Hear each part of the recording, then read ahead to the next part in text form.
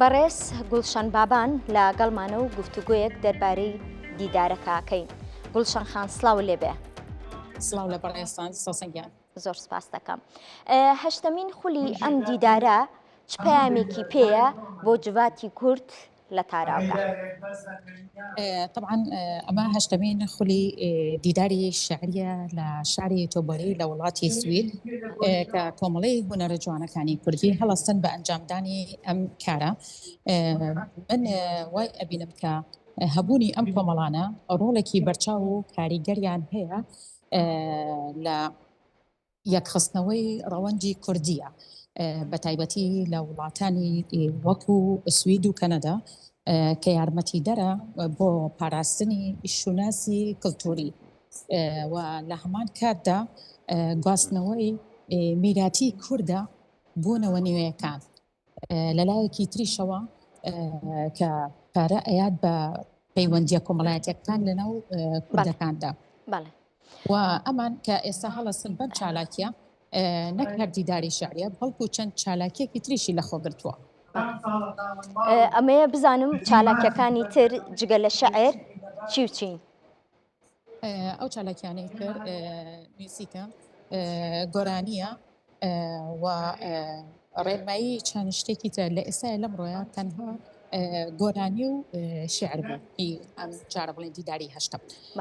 بەڵام چەندین چالاکی تر هەیە کە لە ساڵەکانی تردا کراوە و لە ساڵانی داهاتوودا کە بەنیازن بکرێن.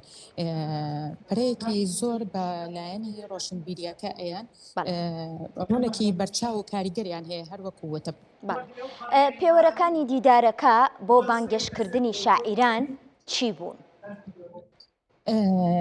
طبعا ناسینی یەکەم شت ناسینی شاعیرەکانە لە ڕێگەی ئەم کۆمەڵەیەوە خەڵکانێکی زۆر زیاتر ئەیان ناسن و ئەیان هێنە بەر دیدی خۆکان و لەگەڵ ئەوەشە چەندجار هاوکار ئەبێن بۆ مەسەلەن یەکێک ئەوێت کە کتێبێکی خۆی دانێت هەر شتێک بێ ئەمان هاوکاری ئەبن دەوریان ئەبێت بۆی.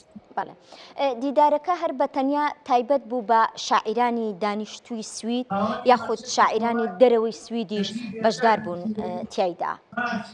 بەڵێ تەنها بە دانیشتوانی شاری سوید ئیتر گرنگ نییە لە هەر شارێک. ئێستا بنمونە لە یوتۆبەری ئەنجام مێناوە من لە شاری ئوپسالاوە هاتوو.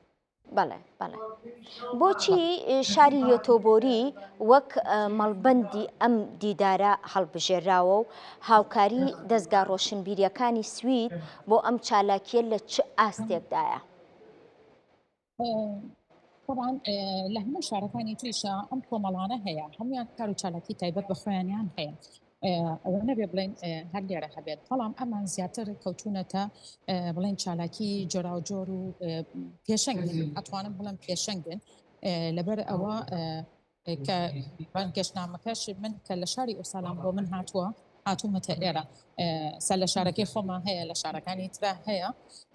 من ناڵێم فەزلی ئەمان بۆ ئەوانی تر بەس هەر هەیە لە هەموو شوێنەکانە، بەڵام ئەمان زیاتر گرنگی پێیان وەکو ئەوەی کە چ شتێک هاندەریانە و چ هاوکاریانە لە ئێستاە هەموو کارەکان خۆبەخشیە، هیچ هاندەرێک و هیچ هاوکاریەک نین. بۆ ساڵانی داهاتوو بەنیاز نین جگە لە وڵاتی سوید لە وڵاتانی تریشەوە شاعیران بانگێش بکەن بۆ ئەم دیدارە؟ طبعا سەنگیان ئەوە ئەکەوێتە سەر باری دارایی و ئابوووریەکە. ئەگەر بێت و دەستکراوە بین بتوانین ئەو ئیمکانیەتە لەبەر دەستە هەبێ. بە تەئکید ئەوە شتێکی زۆر باشە و کارێکی زۆر باشە و زیاتر ئاوێتە بوونێک ئەبێت لە نێوان شاعیران و ڕۆشنبیرانی وڵاتی سوید و وڵاتەکانی دەوروبەری. بەڵێ پلانتان هەیە ئەو دەقانەی لەم دیدارە شعریە دەخوێنرێنەوە لە کتێبێک یان ئەنتۆلۆژیەکدا کۆبکردنەوە بۆ ئەوەی ببێتە سەرچاوەیەک بۆ مێژووی ئەدەبیاتی کوردی لە سوید؟ بە تەئکید 100% ئەوە لە پلانە هەیە.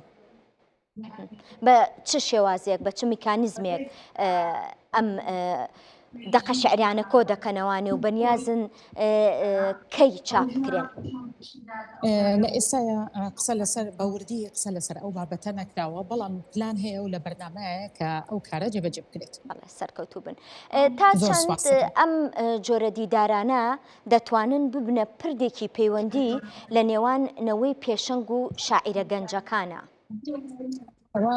طبعا زۆر زۆر هەروەکو ئامێژم پێیا ڕۆڵێکی بەرچاوی هەیە لەبەر ئەوەی کە ئەمە گواستنەوەی ئەو میراتی کووردە بۆ نەوە نوێیەکان خاصەتەن ئێستا کە ئەمانەی لە تاراوگان لەوانەیە زۆرێک لە دابوو نەریت و ئاداب و کللتوری کوردی شارەزانە بن بەڵام ڕاڕێکەی ئەم دیدارانەوە کە ئەکرێت ئاشنا ئەبن بە کللتوری کوردی. وەک ژنە شاعری فەرموو ببوورە وەکو کللتوری وەکو پاراستنی ئاداب و داب و نەریتی کوردی و پێگانی پەردە وەردەیی هەرچەنە لە زێدی خۆیانەوە دوورن کە بەزینوی بمێنێتەوە. سەرکەوتوو بن وەک ژنە شاعرێک ژیان لە تاراوگا چ کاریگەریەکی لەسەر ناوەڕۆکی شعرەکانی تۆ هەبووە ئاخۆ خەمی نیشتیمان نەبۆتە تەوەری سەرەکی شعرەکانی گوڵشەن؟